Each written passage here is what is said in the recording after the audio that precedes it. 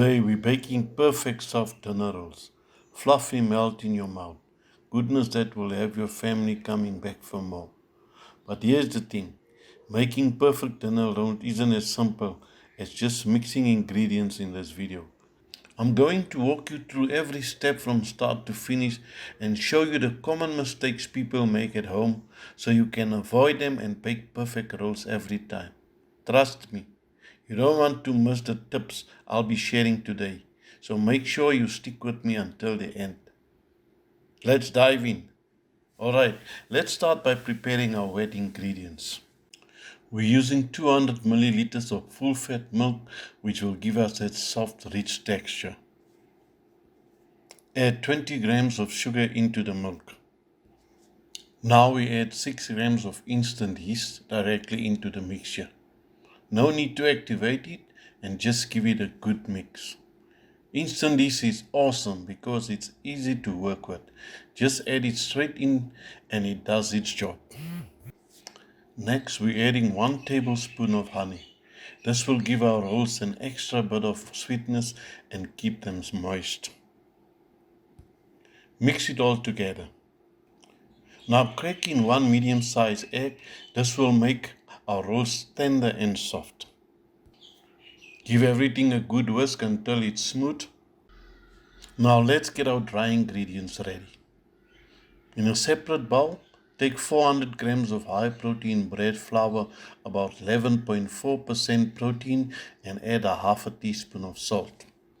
The high protein flour is what gives these rolls the chewy texture, but depending on the type of flour you are using, you may need to adjust the liquid. Here's a tip. If you are using cake flour instead of bread flour, you might need less liquid. Cake flour has lower protein content, so it doesn't absorb as much water. Start with the recipe as written, but feel free to tweak it if needed. For high protein flours, you might need a splash more liquid to get the right consistency. Now let's combine the wet ingredients. Slowly pour the liquid mixture into the flour and start mixing everything together. Use a spatula or a wooden spoon to bring it all together. You want the dough to come together, but it should still be sticky.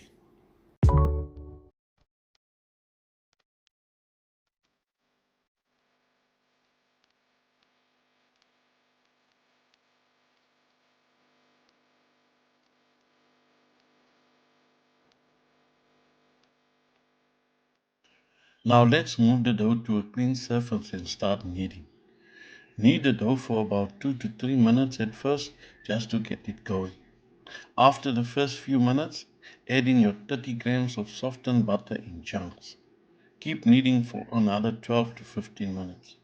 Yes, it's a bit of work, but trust me, it's worth it for the perfect soft texture.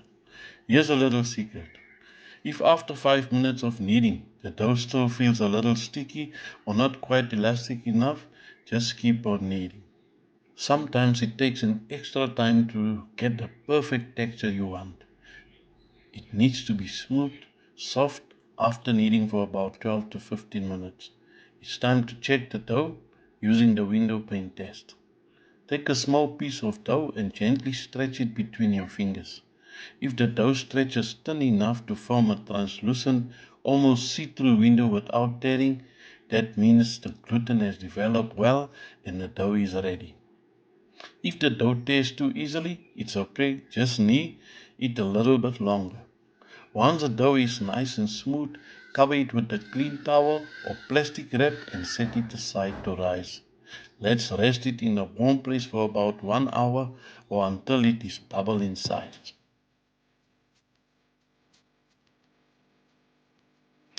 Alright, it's time to shake the rolls.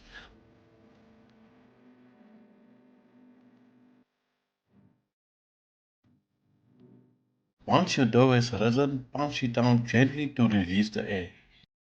Now, divide the dough into equal pieces. You can just eyeball it, but here's the pro tip. Use a kitchen scale to weigh the dough. This way each roll will be the same size and bake even. Using a kitchen scale makes everything more consistent and professional looking. Plus, it will make your rolls look perfectly uniform and just a little bit fancier. Tight rolls will give you fluffier, more uniform rolls. Take your time shaping them. Also, when rolling, avoid overflouring the surface as it can make the dough dry. A light dusting is enough. Now shape each piece of dough into a ball and place them onto a baking tray. You can arrange them close together so they bake into each other. Give you those soft pull-apart rolls. Cover them again and let them rise for about 30 to 45 minutes or until they're nice and puffy. Keep an eye on the dough. It should double in size, but don't let them go past that point. After the second rise, brush the rolls lightly with milk for a beautiful shiny finish. This will give them the gorgeous golden sheen once they bake. Or brush them lightly with egg wash just before baking. It will give them that golden glossy finish. While the rolls are rising, preheat your oven to 170 degrees or 340 Fahrenheit. Once they puffed up nicely, pop them in the oven and bake for about 18 to 20 minutes or until they are golden brown on top. And here they are, fresh, golden and soft as can be. Once the rolls are out of the oven, let them cool for a few minutes before serving. While they are still hot, brush the tops with a little melted butter. This will give them a beautiful soft golden finish and an extra bit of flavor. These dinner rolls are perfect for every meal, and I'll guarantee you they'll be a hit. You know, making dinner rolls at home can sometimes be tricky, but knowing common mistakes can help you avoid them. Here are 6 main typical errors people make while baking dinner rolls at home. Number 1. Not using the right flour for fluffy soft dinner rolls. Use high protein bread flour. It gives the rolls the right structure and fluffy. 2. Not measuring your ingredients accurately. Always measure ingredients carefully. Use a kitchen scale for the most accurate measurements, especially for flour, and adjust the liquid based on the flour's protein content. 3. Under mixing the dough. If you don't mix the dough enough, it can lead to uneven texture and a lack of rise. 4. Not allowing enough rise time. Not giving the dough enough time to rise properly. This can result in dense rolls that don't have the light, airy texture. 5. Overproving the dough. Letting the dough rise for too long during the first or second rise can cause it to collapse or become too airy, resulting in flat rolls. 6. Not adjusting liquid levels for flour type. Using too much or too little liquid, depending on the type of flour, can result in dough that's too dry or too sticky. High protein bread flours need more liquid than cake flour, so adjust the liquid as you go. If the dough feels too dry, add a little bit of milk or water. I hope you understood the method and all the tips for making the perfect dinner rolls. With these steps, you're sure to get soft, fluffy rolls every time. Give it a try and I'm sure you'll love the results. Don't forget to like, subscribe and hit the bell so you never miss a new recipe. Thanks for watching and I'll see you in the next video.